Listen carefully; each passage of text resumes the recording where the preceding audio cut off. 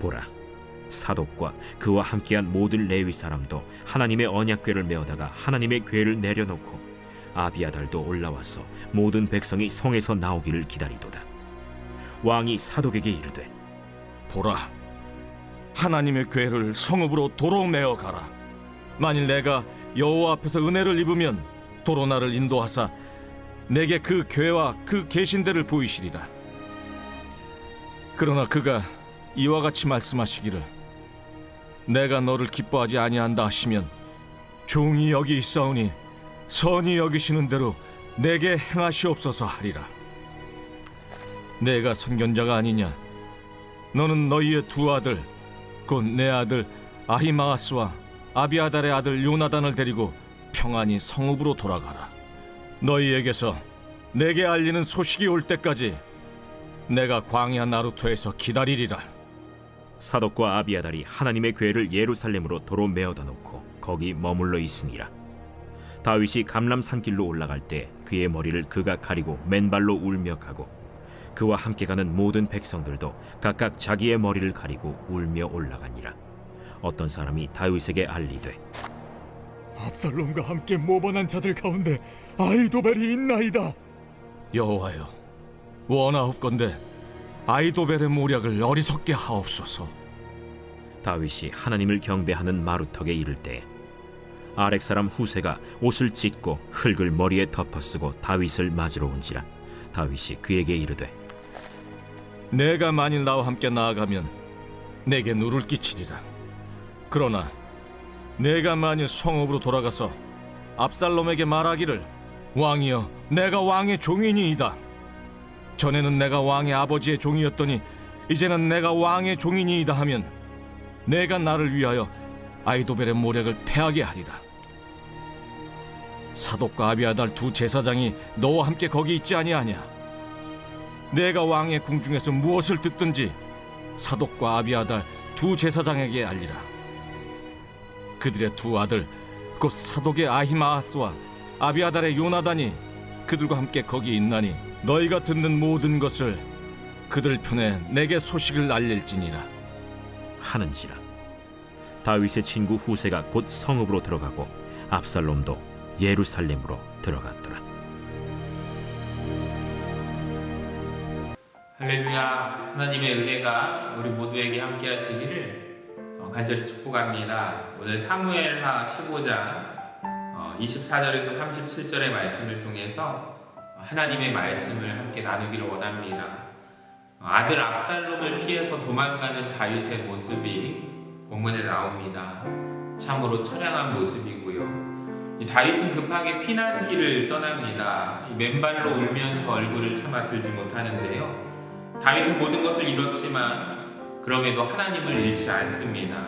그래서 다윗은 회복이 가능하였습니다.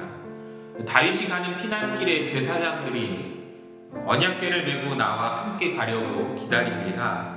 자, 그런데 다윗의 태도는 의외인데요. 오히려 다윗은 명령하기를 하나님의 언약궤를 도로 성으로 메어 올라가라 라고 말합니다.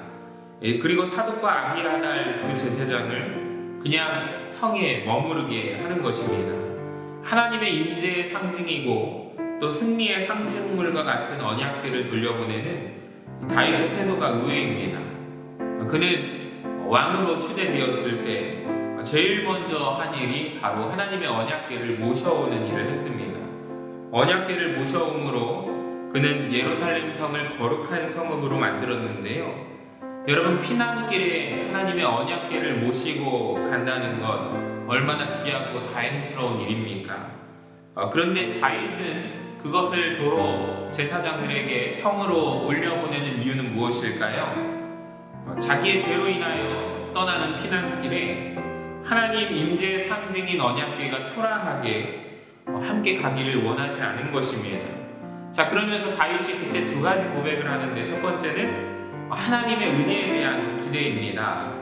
25절 말씀에 보니까 만일 내가 여호와 앞에서 은혜를 얻으면 도로 나를 인도하사 내게 그 궤와 그 계신대를 보이시리라.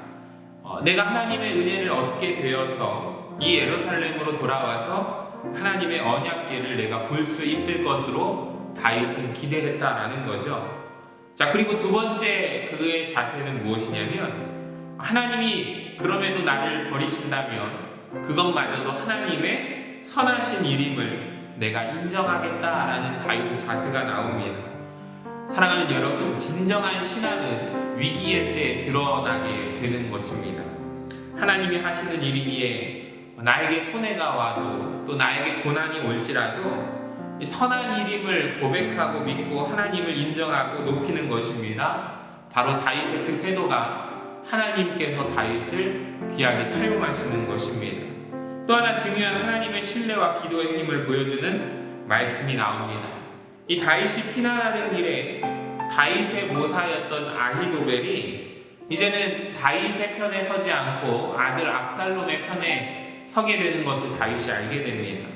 지금까지 다윗 곁에서 똑똑한 머리로 또 큰 힘이 되었던 이 아히도벨을 그가 이제는 다윗의 편이 아닌 압살롬의 편이 되었다는 소식은 이 도망가는 다윗의 가슴을 뛰게 만듭니다. 다른 누구보다도 아히도벨의 배신은 다윗에게 큰 아픔이었습니다. 다윗을 너무나도 잘 아는 아히도벨, 그가 만약에 압살롬의 편에 선다면 다윗의 입장에서는 훨씬 더 심각한 어려움이라는 것을 알게 됩니다. 그때 다윗은요, 하나님 앞에 겸손히 기도를 합니다. 아무리 어렵고 답답하고 갑갑한 상황에서도 여러분, 기도의 줄이 끊어지지 않는다면 살 길이 열릴 줄로 믿습니다. 31절에 보니까 하나님께 이렇게 기도를 하죠. 하나님이여, 아히도벨의 모략을 어리석게 하소서. 다윗의 이 기도는 형식을 제대로 갖춘 기도가 아니었을 것입니다. 급하게 떠나가면서 간절함을 담아서 마음의 소망을 담아 하나님 앞에 한마디의 기도를 올린 거죠. 근데 이 기도가 응답되고 압살롬의 반역이 뒤집어집니다.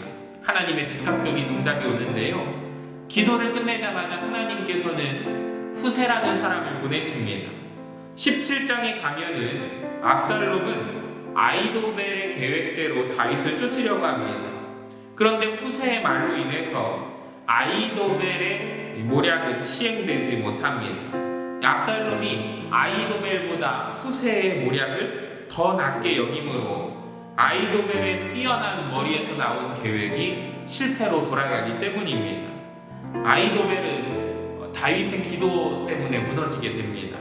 23절 말씀에 아히도벨의 최후의 모습이 나오는데요, 아히도벨의 모략을 어리석게 하기를 기도했던 다윗의 기도가 하나님 앞에 성취되는 모습이 나옵니다. 여러분, 다윗은요, 아히도벨이라는 사람의 머리를 빌렸었던 사람입니다. 그런데 하나님을 의지하며 기도할 때 다윗이 오히려 똑똑한 아히도벨을 이길 수 있는 것은 바로 세상의 원리와 다른 모습을 보여줍니다. 여러분, 아무리 똑똑하다 할지라도 지혜와 경륜이 있어도 의를 떠난 자가 결국은 스스로 함정에 빠지게 되는 거죠. 자기 꾀에 자기가 빠지는 모습입니다. 말씀을 마칩니다. 사랑하는 여러분, 오늘도 하나님을 의지하시는 우리 모두가 됩시다. 하나님을 의지하고 하나님의 선하심을 기대하며 우리가 어렵고 힘들 때 하나님을 찾으며 하나님 앞에 기도하고 나아갈 때 다윗처럼 하나님께서 기도의 응답을 이루어 주실 것입니다. 그 능력을 체험하는 오늘도 귀하고 복된 하루가 되시기를 주님의 이름으로 간절히 축원합니다.